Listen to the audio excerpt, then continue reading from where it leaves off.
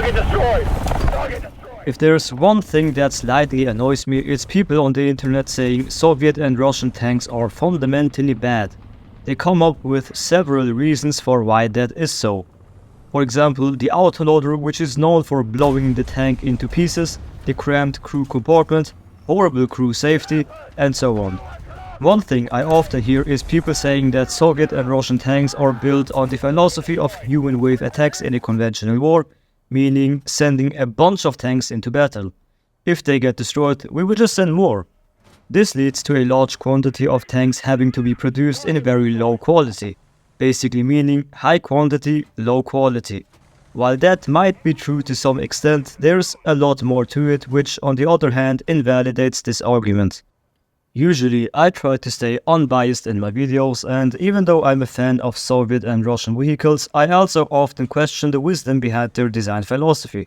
But today, I will try to somewhat defend Soviet and Russian tank designs and bring some clarity. Hello and welcome to the Bobby and Tanks YouTube channel, and enjoy this video. And by the way, if you have any difficulties understanding me because of my bad English, feel free to turn on the subtitles.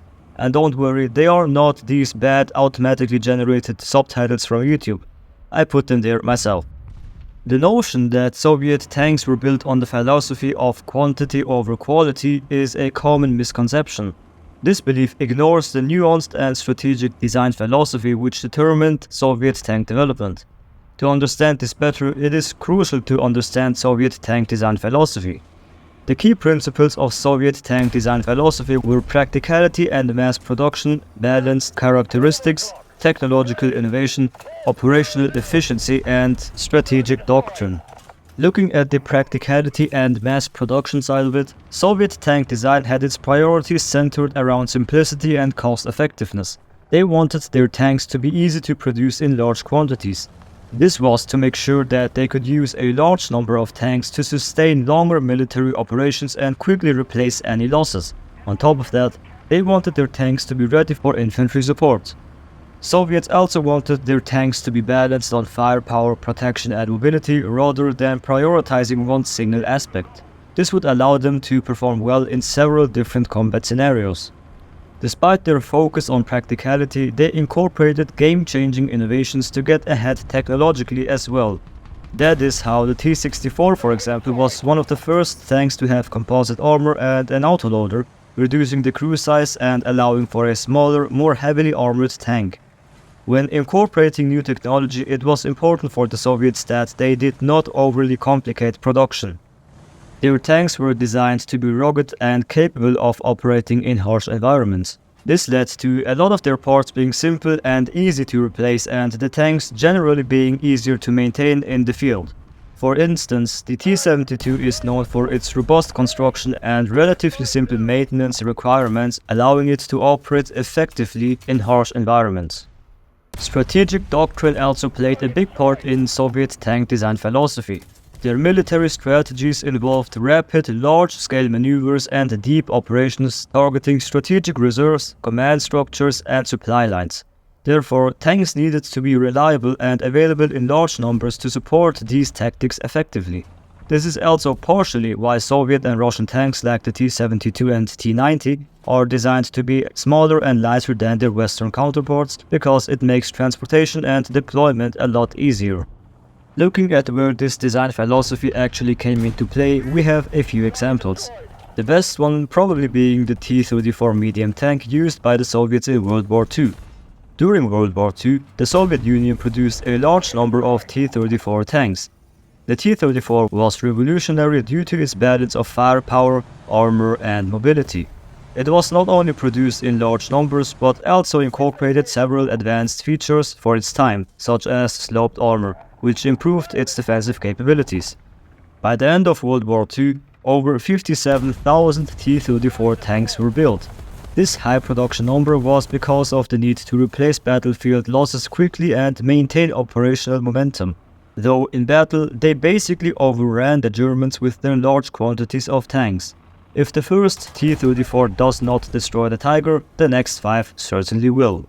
Throughout the Cold War, the Soviet Union continued producing tanks in large quantities, such as the T-54 and 55, T-62, T-64, T-72 and T-80.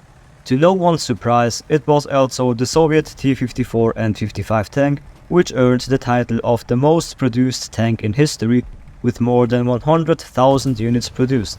Western analysts often viewed these numbers as an indication of a cheap quantity over quality approach, but that is simply not the case.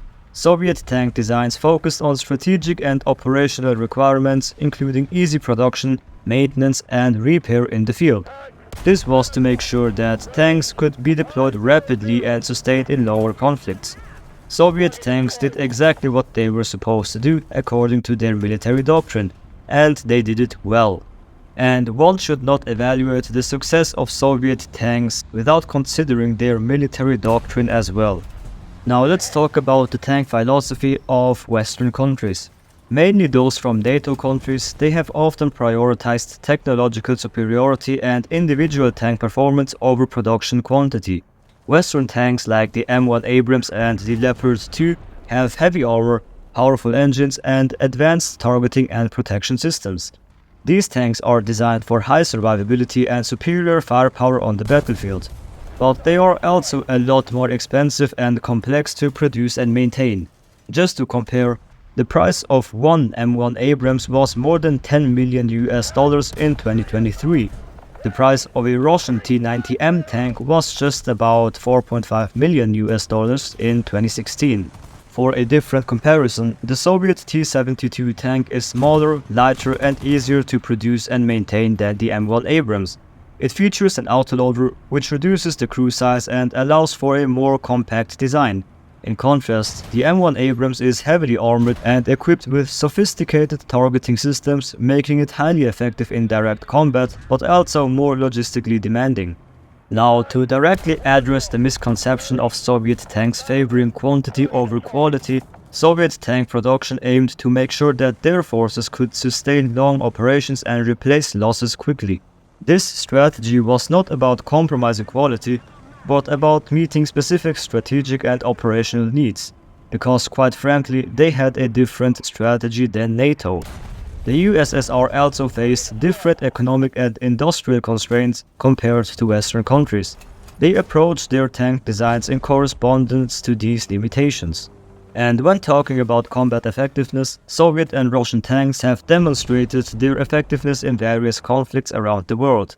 Obviously, there were a lot of catastrophes and obvious downsides to their tanks, but that does not mean that they're worse than Western tanks. The misconception that Soviet and Russian tanks prioritize quantity over quality comes from a superficial understanding of their design philosophy and historical context. To put it in other words, most people who judge just don't know what they are talking about. In reality, these tanks are the product of a balanced approach which integrates innovation, operational effectiveness and practical constraints. They are designed to meet specific strategic needs and perform well in the conditions for which they were intended. They do exactly what they're supposed to do and they do it well. Contrary to the stereotype that the Soviet army preferred masses of inferior tanks over a smaller number of technically superior ones, having a large number of tanks was essential. This ensured regular tank support for infantry and allowed the army to meet operational and strategic goals, including maintaining sufficient reserves to support and secure territorial gains. Anyways, that was all I had to say for today's video. I hope you enjoyed it. If you think I said anything that is not right or you think I should have added any additional information to this video, please let me know in the comments and share your knowledge. Besides that, thanks for watching and I'll see you in the next video. Advance! Roger that, advancing.